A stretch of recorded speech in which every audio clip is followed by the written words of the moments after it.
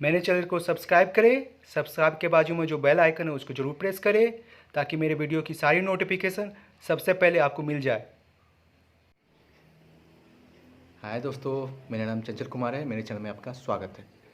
दोस्तों, आज जो मैं वीडियो लेके आया हूँ वो मोटिवेशनल है। जो भी कॉम्पिटिटिव एग्ज़ाम का तैयारी करते हैं तो उनके लिए है ये। तो मैं पिछले भी वीडियो में भी बताया हूँ आपको कि सेल्फ स्टडी कैसे करने का, ग्रुप डिस्कशन कैसे करने का, और कोचिंग अगर हम कोई ज्वाइन करते हैं तो कोचिंग कौन सा होना चाहिए, किन किन बातों का ध्यान रखना चाहिए, वो मैंने पहले जो भी वीडियो बनाया उसमें बताया हूँ। अगर वो आप वीडियो देखना चाहते हो तो मैं डिस्क्रिप्शन बॉक्स में लिंक डाल दूँगा सारे वीडियो का, आप वहाँ जाके देख सकते हो। तो चलिए आते हैं टॉपिक पे। आज मैं आपको बताने जा रहा हूँ कि प्रैक्टिस सेट हम जो यूज करते हैं, तो अगर घर में हम सेल्फ स्टडी कर रहे हैं तो कैसे करना चाहिए, और ग्रुप में हम अगर प्रैक्टिस सेट बना रहे हैं तो कैसे आपको करना चाहिए। तो हम बताते हैं कि घर में रह के प्रैक्टिस सेट कैसे करना चाहिए। सबसे पहले एक आप जो भी एग्ज़ाम का तैयारी कर रहे हो उसका एक प्रैक्टिस सेट ले लो। बहुत सारे प्रकाशन मिल जाएंगे, किरण, उपकारी और भी बहुत सारे हैं, तो इंग्लिश हिंदी दोनों में मिल जाएंगे, जिसमें आप कंफर्टेबल हो यूज कर सकते हो। तो घर में रख कर प्रैक्टिस सेट करने में क्या बातों का ध्यान रखना चाहिए कि जब भी हम प्रैक्टिस सेट करते हैं तो जैसे एसएससी का है तो 1 घंटे का टाइमिंग होता है या 2 घंटे का एग्ज़ाम का होता है, वो आप ध्यान में रखो। अगर आपका एग्ज़ाम में 2 घंटे का होता है तो उसी तरह से आप घर में भी 2 घंटे टाइम फिक्स करके आप प्रैक्टिस सेट स्टार्ट करो बनाना। पूरा प्रैक्टिस सेट बनाने के बाद आप वो टाइम के अनुसार ही प्रैक्टिस सेट बनाने का स्टार्टिंग में 2 घंटे में आप कितना सॉल्व कर सकते हो वो ध्यान में रखने का। ध्यान रखने के बाद आप जब उसको आंसर चेक करोगे, आंसर चेक करने के बाद अपना रिजल्ट देख लेने का। रिजल्ट देखने के बाद खुद का चेक करने का, गलतियों चेक करने का कि हाँ मैंने कौन सा गलती किया है, हाँ ये गलती कैसे हुआ, क्या हुआ। हर एक क्वेश्चन को वो पूरा देखने का, जो भी गलती हुआ वो उसका प्रैक्टिस सेट में पीछे में आंसर साइड में दिया रहता है, सॉल्व पूरा दिया रहता है, डिटेल से दिया रहता है कि हाँ इसको कैसे प्रोसेस करना है, क्या करना है। अगर जीके रहेगा तो उसमें तो कुछ ज़्यादा डिटेल रहेगा नहीं, आपको नॉर्मली इसको नोट डाउन कर लेना है पेंसिल से और याद कर जाना है। इंग्लिश में थोड़ा डिटेल मिलेगा, वो डिटेल आपको पढ़ के उसको भी नोट डाउन कर लेना है। रीजनिंग को देखना पड़ेगा आपको कि हाँ यहाँ मेरे कहाँ गलती हुआ, मैं कैसे कर रहा था, यहाँ पे प्रैक्टिस सेट में कैसे दिया हुआ है, ये सारा देखने का। मैथ को भी आपको देखना पड़ेगा कि मेरा क्या आपको यहाँ पे गलती हुआ है। तो इस तरह से आप प्रैक्टिस सेट घर में बनाते हो, टाइम के अनुसार बनाओ। टाइम के अनुसार बनाने के बाद उसको रिजल्ट को आपको चेक करो, आंसर मेरा कितना आया वो सब ध्यान रखो। जो गलती हुआ मिस्टेक हुआ उसको ध्यान से अपना सॉल्व जो रहता है पेपर उससे मिलाओ, उसमें देखो क्या मेरा गलती किया, उससे सीखो आप। वो बहुत ज़रूरी है कि दोबारा आपको वो क्वेश्चन आए तो फिर से वो गलती आप दोबारा ना करो। अगर आप नहीं सीखोगे उसको देख के तो दोबारा फिर से वो क्वेश्चन आएगा, फिर से आप वही गलती करोगे। ये पता है मेरे को, ऐसा होता है। तो ये सब ध्यान रखो आप। ग्रुप डिस्कशन में क्या, ग्रुप डिस्कशन में जो भी आप एसएससी का, रेलवे का, बैंक का जो भी बना रहे हो, सेट बना रहे हो प्रैक्टिस सेट, तो 4 दोस्त हैं या 3 दोस्त जो भी है अपना अपना टाइम सेट करके बनाइए। 2 घंटे का टाइमिंग या जो भी है एग्ज़ाम के टाइमिंग के अनुसार रखो आप। और बनाने के बाद सारा एक दूसरे को अपना नोटबुक दे दो, सारा एक दूसरे का चेक करो, और इससे क्या होगा कि सही से आपको एक्यूरेट चेक होगा। चेक करने के बाद सबको अपना कॉपी दे दो। वहाँ पर देखने के बाद आपको सारा देखो क्या क्या गलती हुआ है, सारा अपना क्वेश्चन से टैली करो।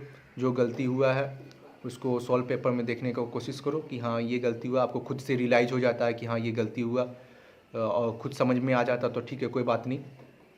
अगर जो क्वेश्चन आपको समझ में नहीं आता है देखने के बावजूद, वो अपने फ्रेंड से पूछने का, यार देखो ना ये कैसे गलती हुआ, मेरे को सॉल्व पेपर देख के क्वेश्चन आंसर उसका दिया हुआ है उसको देख के भी समझ में नहीं आ रहा है, उसको बताओ। अगर वहाँ से वो सॉल्व कर देता है तो वो समझने की कोशिश करो, नहीं सॉल्व होता है तो फिर जो भी आप कोचिंग में पढ़ते हो वहाँ पे जाके आप वो क्वेश्चन बताओ, और उनसे जानो ये इसका क्या सॉल्यूशन होगा। तो ये इस तरह से आप कर सकते हो। टाइम सेट करने से क्या आपको फ़ायदा होगा कि आपका स्पीड पता चलेगा, ये बहुत ज़रूरी है। आप घंटों लगा देते हो, 2 घंटा 3 घंटा, आजकल 2-3 दिन आप एक ही सेट में लगे हो, तो ये नहीं ठीक रहे। आपको चेंज करना पड़ेगा, आपको टाइम के अनुसार चलना पड़ेगा। एग्ज़ाम में जितना आपको टाइमिंग मिलता है वो टाइमिंग को देख के ही आपको प्रैक्टिस सेट करना पड़ेगा। जो गलतियाँ आपसे होती है वो गलतियों को आप नोट डाउन कर लो, पेंसिल से मार्क कर लो। अगर जीके इंग्लिश है तो आप उसको याद कर लो, मैथ रीजनिंग है तो उसको सीखने की कोशिश करो कि ये कैसे बनता है, उसको बनाओ और उसको रिवाइज करते जाओ। इससे आपको फ़ायदा मिलेगा। स्टार्टिंग में आपको क्या प्रॉब्लम होगा कि जब भी आप प्रैक्टिस सेट स्टार्टिंग में स्टार्ट करोगे, जैसे सेल्फ स्टडी में आप जीके इंग्लिश मैथ ये सब तो सारा सेट मतलब बुक पढ़ लिया। बुक पढ़ने के बाद आपको प्रैक्टिस सेट का ज़रूरत होता है।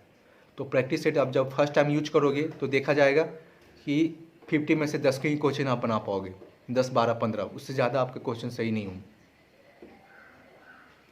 ये होता है।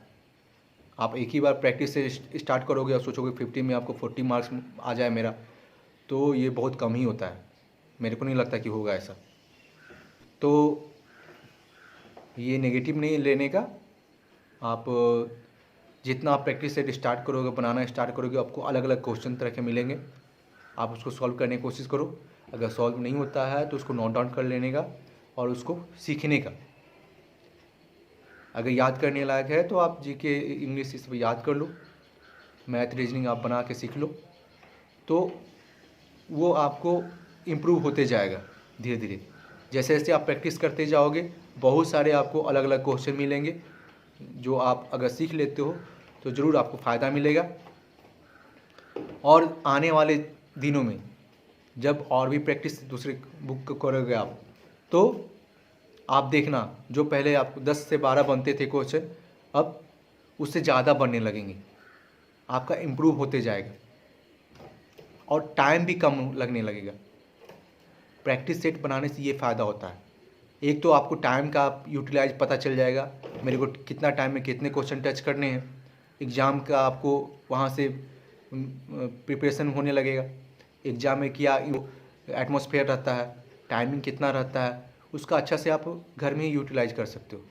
हाँ, एग्ज़ाम का प्रेशर अलग रहता है, वो मान सकता हूँ, लेकिन जो टाइम आप क्वेश्चन में देते हो, जितना टाइम देते हो, तो उसका कुछ तो आप सेम होने लगेगा। घर में आप जितना टाइम देते हो उतना ही आपको एग्ज़ाम में भी होने लगेगा। तो घर में प्रैक्टिस सेट बनाओ तो टाइम लगा के बनाओ, उससे फ़ायदा मिलेगा। पता चलेगा कि हम कितना क्वेश्चन ही टच कर पाते हैं 2 घंटे में, 1 घंटे में। ये बहुत ज़्यादा आपको अच्छा होता है, ये बहुत ज़रूरी है। और जो भी आपको क्वेश्चन नहीं आता है उसको ज़रूर नोट डाउन करो। जीके इंग्लिश है तो उसको प्लीज़ देख के डिक्शनरी या ये जो भी इंग्लिश का है तो साइनोमेंट्रम वन वर्ड या जो भी है जिसका आपको नहीं अर्थ समझ में आ रहा है उसका आप अर्थ मीनिंग निकाल के समझ के उसको याद कर जाओ। जीके को तो आपको याद ही करना पड़ेगा, उसको कोई ऑप्शन नहीं है। मैथ रीजनिंग आपको सीखना पड़ेगा देख के, तो ये बहुत ज़रूरी है, ऐसा करना पड़ेगा, तभी आपका जो भी है इम्प्रूवमेंट होगा बनाने का। कोई भी क्वेश्चन आप बनाने लगोगे और इंटरेस्ट जागेगा आपको कोई भी क्वेश्चन बनाने के लिए। समझ रहे हो ना क्या बोल रहा हूँ? तो ये सब बातों का ध्यान रखना पड़ेगा। धीरे धीरे आपका प्रैक्टिस करते रहोगे आप सेट का, तो धीरे धीरे आपका इम्प्रूवमेंट होते जाएगा। आप मोस्टली क्वेश्चन टच करने लगोगे। टाइम का भी अब फिक्स करके आप बनाओगे तो आप देखोगे कि एक टाइम ऐसा आएगा कि सारे क्वेश्चन आप टच करने लगोगे। तो ये बहुत ज़रूरी है। स्टार्टिंग में तकलीफ़ होगा आपको, लेकिन धीरे धीरे प्रैक्टिस करते करते आपको सारा सूटेबल हो जाएगा। आप एग्ज़ाम के सूटेबल आप टाइमिंग भी देने लगोगे, सारा क्वेश्चन टच करने लगोगे और आपका जैसे 50 में आपको 30-35 क्वेश्चन तो आपका बनने लगेगा, अगर आप अच्छा से मेहनत करते हो तब। ये सब ज़रूर दोस्तों ध्यान रखना चाहिए प्रैक्टिस सेट में। बहुत ज़रूरी है। और जो भी गलतियां करते हो उसको ज़रूर से ज़रूर सुधारो। ऐसा नहीं कि हर बार वही गलती आप करते रहो। जो क्वेश्चन नहीं आता उसको देख के खुद सीखो, चाहे किसी से दूसरे से हेल्प लेके सीखो, लेकिन सीखो। ये बहुत ध्यान में रखना है कि दोबारा गलती ना करो। अगर कंपटीशन एग्ज़ाम में आपको उसके लिए प्रिपरेशन करना है तो गलतियों से सीखना ज़रूरी होता है। ये दिमाग में रख लो। कोई भी क्वेश्चन को आप इग्नोर नहीं कर सकते हो।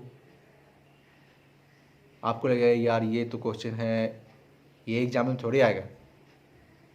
नहीं, ऐसा नहीं होता। आपको कोई भी क्वेश्चन छोड़ना नहीं है।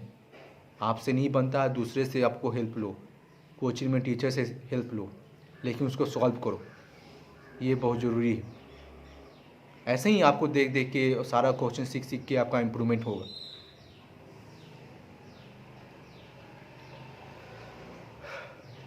तो दोस्तों, ये मेरा वीडियो कैसा लगा? अगर मेरा वीडियो आपको पसंद आता है तो प्लीज़ लाइक कर दो, और जिन्होंने अभी तक मेरे चैनल को सब्सक्राइब नहीं किया है वो प्लीज़ सब्सक्राइब कर दे, और उसके बगल में जो बेल आइकन है नोटिफिकेशन का, उसको भी ज़रूर प्रेस कर दें, ताकि मैं जो भी नेक्स्ट वीडियो बनाऊँ उसका नोटिफिकेशन सबसे पहले मिल जाए आपको। तो मिलते हैं अगले वीडियो में, तब तक के लिए बाय बाय।